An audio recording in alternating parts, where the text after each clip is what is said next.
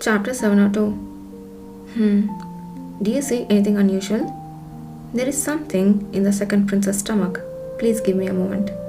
Sun narrowed his eyes in extreme concentration, squinting, then widening them repeatedly. Yuzin noticed the faint mist rising from his eyes intensify. Sweat trickled down his forehead and his muscles tensed to the point of stiffness. Finally, Sun seemed to discern what he was looking for and exhaled deeply. Is it over now? Yes, I have confirmed everything I needed to see. Saying this, Sun pointed lightly to the abdominal area of the second prince's body. Here, inside the second prince's stomach, I saw several pieces of seaweed and charloya shrimp. Seaweed and charloya shrimp? The knights murmured among themselves.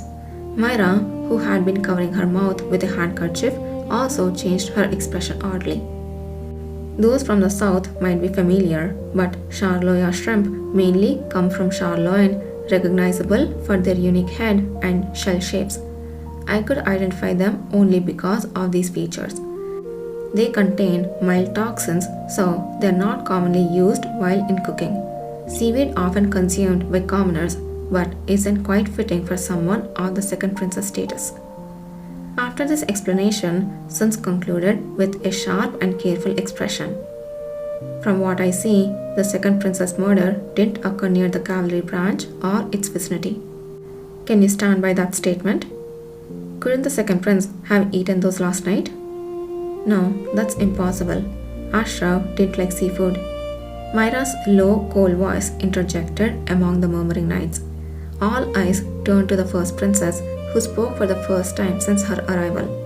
She looked palely at the second prince's body and continued. Ashrav once fell severely ill from spoiled seafood as a child. Therefore, he never ate it in private, even if he might have in public. If he dined alone at his mansion, such food wouldn't have been served, especially something as dangerous as charloya shrimp. Then Myra commanded the knights. Summon the servants who attended to the second prince Ashrav last night. They should know what he ate. That will confirm everything. Understood. Bring the second prince's servants here. The knights of the Hurney family quickly brought in the second prince's servants.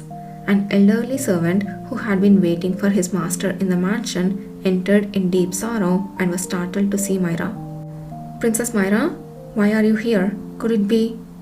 Don't entertain unnecessary thoughts. Princess Myra is here only to assist in finding the murderer or the second prince. Do you remember what he ate last night? Yes, of course. Was it a seafood dish containing charloya shrimp and seaweed?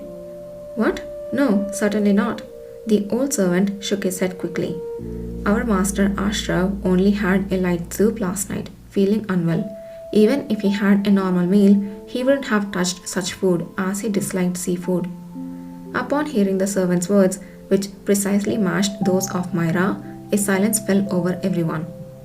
According to the servant, the second prince had been in poor condition, having rushed to Charloin and thus depleted his strength. He had a weak digestive system and had opted for a digestible soup instead of risky seafood, which meant there should have been no remnants of seafood in his stomach. Seizing the moment to strengthen his argument, Sun spoke up. In truth, I thought perhaps the second prince fell into the sea and swallowed them. The shape of what I saw was too intact to have been eaten as cooked dish. Knowing how that he didn't like seafood makes it even more certain. But when found, the second prince's body wasn't wet. Not being wet and not having been in the water are two different matters. Remember, it took time to identify him after he was found, and consider the wounds on his body, seemingly caused by lightning-like abilities. Have you ever seen someone struck by lightning? They burn blacker as if set on fire. That explained the numerous black marks on the second prince's body. Saying this, Sun reached out and lightly touched the second prince's hair, his fingers coming away with a white powder. I don't know if they washed off the seawater after death, but I can still see traces. It looks like dirt, but it's dried seawater. Tasting it would confirm, but that's enough. The knights shook their heads with pale faces. If Captain Sun's words are true, then our next step is clear. We must search the coast where one could swallow charlotte shrimp and seaweed. Kishir spoke in a relaxed tone. To my knowledge, the nearest to the southern branch of the cavalry is Sherburne Port. The fishermen of Charlotte catch shrimp, clams, and seaweed in their nets, don't they? We should investigate if there were any signs of a person falling in or any suspicious activity. Kurga and Sir Radal? Yes, understood. Send 5 members, each from the cavalry unit and the Honey Knights. Time is of essence. Do it now. Kurga and Radal simultaneously acknowledged and left. Kishir surveyed those remaining, his gaze fixing on the second prince's servant. Thanks to the loyal servant of Prince Ashraf, we have gained much insight. What's your name? Me? I am Mujo. Good, Mujo. Can you tell us more about the second prince? We might need your help further. The old servant, well seasoned in noble houses, was taken aback by Duke Paleta's direct approach. He was unaccustomed to such high-ranking individuals behaving in this manner. As he hesitated, Myra stepped in to reassure him. It's for Ashraf's sake. It's all right. Follow them. If you're concerned, I will assign knights of the Hurney family to accompany you. ... Until yesterday, she had been a rival to his master. But now, with the death of the second prince, it would be foolish to hold any grudge against her. The old servant nodded, his expression complex.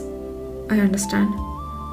Thank you, Princess Myra. Then let's move to another location. We can't continue here. Yuzir followed Kishir, casting a final glance at the second prince's body. Clutched in his fist, unbeknownst to others, was a piece of cloth and hair strands he had covertly cut from the corpse earlier. This should be enough for Kana to decipher. I must send it back as soon as possible. Kishir's decision to send Radal ahead on the pretext of investigation had indeed been fortuitous. With the most vociferous among them gone, there was no one left to hinder their efforts. After entering an empty room within the security forces station, Kishir skillfully lit a fire in the magic stove. Nathan Zuckerman had disappeared momentarily, only to reappear with the curious sight of tea and a teapot. As the air warmed, the atmosphere relaxed considerably. Kishir began to converse with the tense elderly servant Mujo. What kind of person was the second prince? Asking first about the kind of person the second prince was, rather than his actions the day before, caught Mujo, Myra, who had followed, and the knights of the Honey family off guard. Mujo struggled several times, his throat constricted, before slowly beginning to speak. Master Ashraf, he was a good man. My late wife was his wet nurse. He was somewhat frail, but had a strong spirit.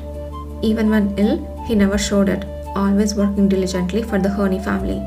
That he would leave this world in such a way. Mujo bowed his head in sorrow, his shoulders trembling.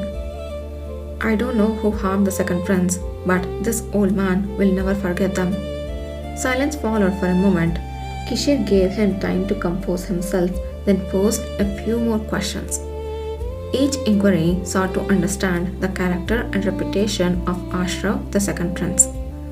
After softening the mood with these questions, Kishir finally broached the main topic. I see, but actually there is a crucial piece of information we haven't discussed yet. Who was the servant that accompanied the second prince yesterday? Wait a second, is it him? I mean, he's old to be an awakener, but he could definitely hire people. If he has a reason for revenge? Probably I'm thinking too much.